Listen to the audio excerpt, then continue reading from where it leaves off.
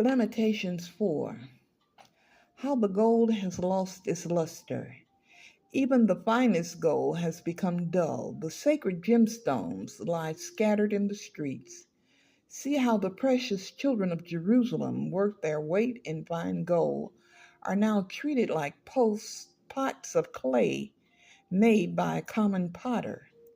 Even the jackals feed their young, but not my people Israel. They ignore their children's cry like ostriches in the desert. The parched tongues of their little ones stick to the roofs of their mouths in thirst. The children cry for bread, but no one has any to give them. The people who once ate the richest foods now beg in the streets for anything they can get. Those who once wore the finest clothes now search the garbage dumps for food. The guilt of my people is greater than that of Sodom, where utter disaster struck in a moment and no hand offered help. Our princes once glowed with health, brighter than snow, whiter than milk. Their faces were as ruddy as rubies, their appearances like fine jewels. But now their faces are blacker than soot. No one recognizes them in the streets. Their skin sticks to their bones. It is as dry and hard as wood. Those killed by the sword are better off than those who die of hunger, starving their waste away for lack of food from their fields. Tender-hearted women have cooked their own children. They have eaten them to survive the siege. But now the anger of the Lord is satisfied. His fierce anger has been poured out. He started a fire in Jerusalem that burned the city to its foundations. Not a king in all the earth, no one in all the world would have believed that an enemy could march through the gates of Jerusalem.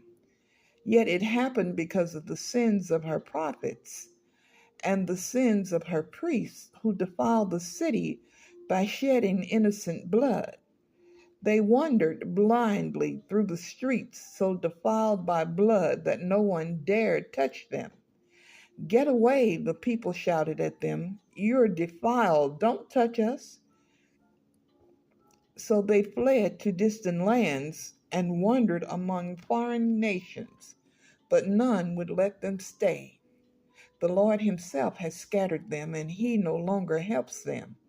People show no respect for the priests and no longer honor their leaders. We look in vain for our allies to come and save us, but we were looking to nations that could not help us. We couldn't go into the streets without danger to our lives. Our end was near, our days were numbered. We were doomed. Our enemies were swifter than eagles in flight. If we fled to the mountains, they found us. If we hid in the wilderness, they were waiting for us there. Our King, the Lord's anointed, the very life of our nation, was caught in their snares. We had thought that his shadow would protect us against any nation on earth. Are you rejoicing in the land of Uz, O people of Edom? But you too must drink from the cup of the Lord's anger. You too will be stripped naked in your drunkenness. O beautiful Jerusalem, your punishment will end. You will soon return from exile. But Edom, your punishment is just beginning. So your many sins will be exposed.